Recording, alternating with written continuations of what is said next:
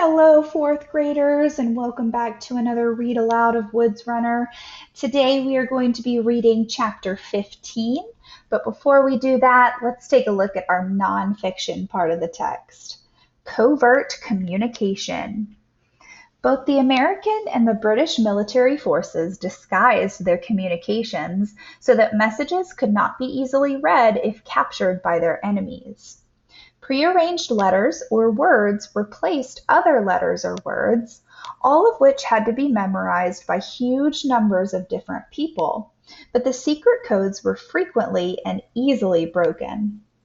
Mathematical codes were experimented with, but the complexity limited their effectiveness, especially given the length of time it took to pass messages from one party to another.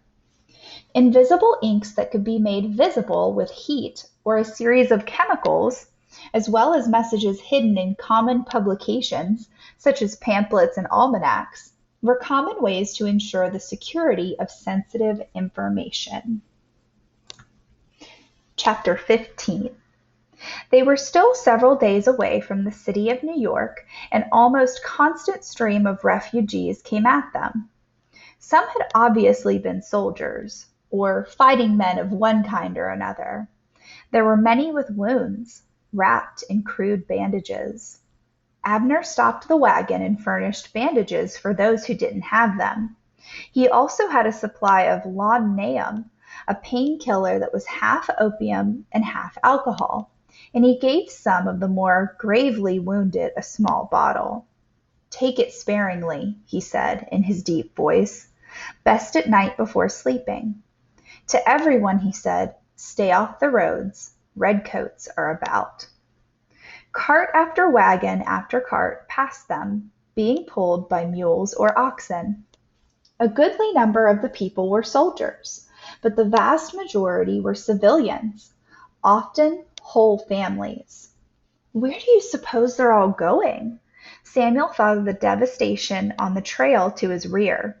It certainly didn't seem like a safe place. Hessians, soldiers, savages. Down to Philadelphia? Abner nodded. At times, travelers were so thick Abner had trouble moving the wagon through. "Are they running from the redcoats?" This from Annie, who teared up when she saw a little girl trudging along and holding a doll by one arm. "That and more," Abner said. "Not just the soldiers, like I said. Some of them aren't that bad. I mean, a while ago, we were all loyal Englishmen. It's more what redcoats signify. The English crown has become a way of life these people no longer want. Part is they're scared, don't know what will happen.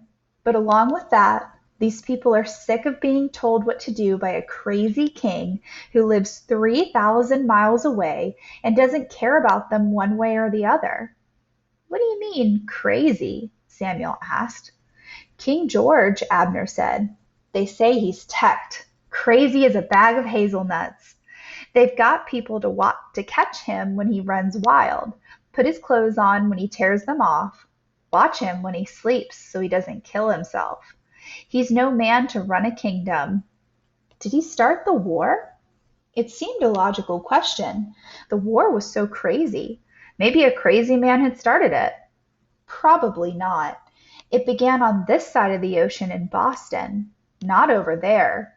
People were sick of being treated like livestock. The dogs had been going ahead now and then to greet some people, their tails wagging, holding back with others, but now they dropped well back, and Abner stopped the wagon. British coming. If he hadn't seen the dogs, he would have known anyway. All the men who looked like patriot soldiers evaporated off the trail into the brush. The soldiers came marching in a file. Not Hessians, but regular British soldiers. There must have been 200 or 300 of them, as near as Samuel could estimate, marching in loose route step, followed by supply wagons. They did nothing threatening. They didn't stop at all, except to work around the wagons that couldn't get out of the way soon enough. Abner watched them go by in silence, nodding at some of them, and when they were gone, he started up the mules. It was late in the day, and he said, "Why don't we stop for a good meal tonight?" They had been eating corn and the venison, which was about gone. Samuel had been thinking he should take his rifle and head off into the woods for another deer tomorrow. "What do you mean?" "I mean, have somebody cook us a meal. Say, the people in that farm over there." He pointed to a farm set well back off the road, with neat white fences and a white painted house. "Right there." Samuel and Annie said nothing. The house reminded Samuel of Annie's home before the Hessians, and he wondered if she felt the same. As they had gotten closer to the city, there had been more and more cleared farms. Some were nice, even beautiful. Some had been attacked and burned, probably by the Hessians, but many had not. It made no sense, nor did it follow any logic, like so much of what had happened. Abner pulled the wagon into the long drive, and then the yard. There was a wooden watering trough by a hand pump, and the mules went to it and started drinking. Abner, Samuel, and Annie climbed down from the wagon. "Let them drink," Abner said. "Mules won't blow themselves by over-drinking the way horses do." There was a barn, painted red, as Caleb's had been. Samuel sneaked a look at Annie, but she seemed to take it in stride. A man came from the barn. He was tall, thin, and had a tired felt hat, which he pushed to the back of his head. He started to say something, but before he could get anything out, Abner held up his hand. "Name's Abner McDougal. Honor to the house, and we come in peace. I have a fine surface sharpening stone wheel, and I repair and sharpen all tools, in the house and barn. All work for one good meal for me and the bairns." "Well, also buy and sell rags. Have some nice linen rags if the lady of the house needs some soft garment material." He spoke fast, never letting the man get a word in. "If you don't need anything we've got, we'll just thank you for the water for the mules and be on our way." The man removed his hat and rubbed his head. "Well, I've got some sickle bars that could use a honing, and I expect Martha has some knives that need touching up." No sooner said than done. "Sam, why don't you get that sharpening wheel down and we'll get to edging things up." Samuel, who had never been called Sam in his life, went to the back of the wagon and peered into the mess. He hadn't really looked at it before, but now, as he pulled some things aside, he found a sharpening wheel, a wooden frame with a treadle, and a small tin cup to drip water on the stone. When he pulled it off of the way, he found a wire-covered crate pushing under some things. It had some kind of birds in it, and on closer examination, he saw that they were pigeons. Live pigeons. How strange. He hadn't even known they were there. Why were they hidden? He took the wheel down and put it by the trough, filled the tin cup, and hung it by the wire over the wheel so water would drip from a small hole in the can onto the stone. He made sure the treadle worked and the wheel spun. The man came from the barn with 3 hand sickles that had the long curved blade used for harvesting wheat and other grains. Abner took one, stood by the wheel, and gestured to Samuel to start pumping with his leg to get the stone spinning. Abner held the first blade against the stone as it turned, making a scraping, hissing noise, and the steel edge ground down to razor sharpness. Samuel was amazed at how easily the stone spun. This shouldn't take too long. How peaceful it all seemed. He kept pumping until the sickle was done.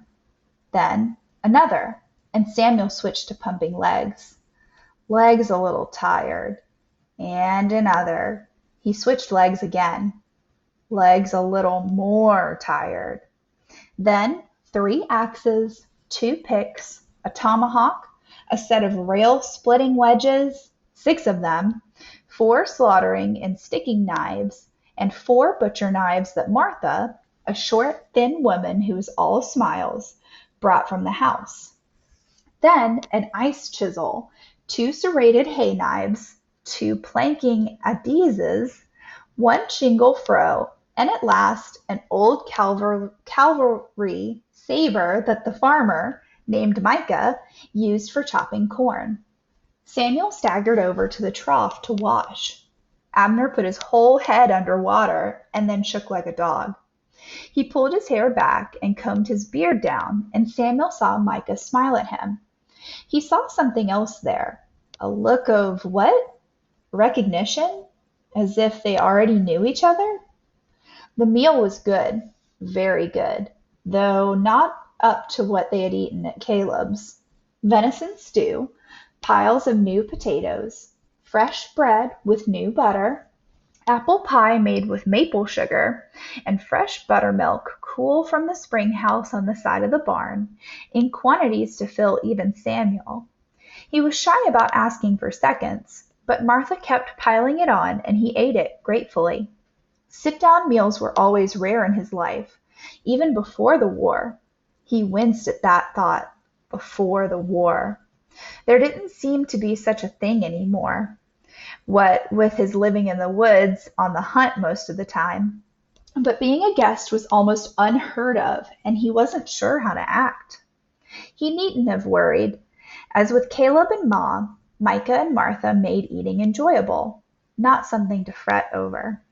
When they were done with seconds and thirds on the pie, even Annie ate like a wolf, they went out to sit on the porch while Micah and Abner lit up clay pipes with coals from the fireplace. Food gets better every time I stop here, Abner said, ending the mystery. I didn't think it was possible. She can cook, Micah nodded, smiling. In fact, there ain't much she can't do. Annie and Samuel sat on the edge of the porch. The dogs were in the dirt in front of them. Annie was about to doze off, but Samuel wanted to listen, so he sat drawing pictures in the dirt with a stick, the dogs watching with a kind of casual interest as the stick moved around. Know anything about the happenings in New York? Abner asked. How it went? Micah shook his head. Not much. The English took it and a bunch of prisoners. They've moved in, the English. Took over houses for their own. They ain't making a lot of friends. Course, that doesn't seem to bother them much, not making friends. The way they brought those damn Hessians into it, hiring mad dogs. The passes I brought you working out? So far, I'm more worried about scavengers hitting us. The wild ones would kill you for a turnip. But we're still here, ain't we? Good. I've got some more birds to leave. You still have that hutch in the back of the barn? Yes. Same as before. Send one if anything big comes along. I'll send one this evening. We saw a large detachment heading up the road today. Maybe 200. They ought to know about it back in Philadelphia. If the Hawks don't get him, I don't know how any of them get past the Hawks. Well, there's always that. Always some risk. But it's better than nothing. The pigeons are for carrying messages, Samuel thought. He glanced at Abner out of the corner of his eye. There was so much more to him than he had thought at first. The men sat smoking in silence for a moment. Then Abner said, You said they took some prisoners. Sam's parents weren't military, but they took them prisoners anyway. They're doing that, Micah nodded. No sense to it. Just see a man working in a field and take him prisoner. Stupid. Like they think the crops are going to plant themselves. You know where they're keeping the prisoners? Not certain. There are warehouses and an old sugar mill. You remember that 3-story thing they built to mill sugar? Abner nodded. Along the waterfront. Yes. I think they might use that, along with the warehouses. There are thousands of prisoners. I don't know how they'll feed them. Plus, I suppose plenty of them were wounded. It can't be good for them. Well, Abner said, knocking his pipe out on the side of the porch. This, Samuel saw, made the dogs stand up and get ready. He was amazed by them. They saw everything. We'll see what we can see, Abner said. It was starting to get dark. You mind if we sleep here tonight? We'll be out of here early. Why would I mind? There's new hay in the loft. Makes a good bed, long as you don't smoke. And with the mules unharnessed, fed hay, and put out in a pen for the night, Abner took time to put 2 pigeons in the hutch in the back of the barn. He wrote something on a tiny piece of thin paper, tied it to a third pigeon's leg, and let him go. He and Samuel and Annie watched the bird fly away to the south. He'll roost somewhere tonight if he doesn't get there before dark. It's probably only 40 miles in a straight flight, an hour the way they move, so he should make it. Imagine moving through the air at 40 miles an hour. Just imagine. Later, lying on the new hay with the clover smell thick around him, Samuel could hear Annie breathing regularly in sleep. He teetered on the edge of it, but before it came, he said to Abner, who was lying just above him on the stacked hay bales, "You and Micah aren't what you seem to be, are you?" "We are," Abner chuckled, "exactly what we seem to be, and maybe just a little bit more."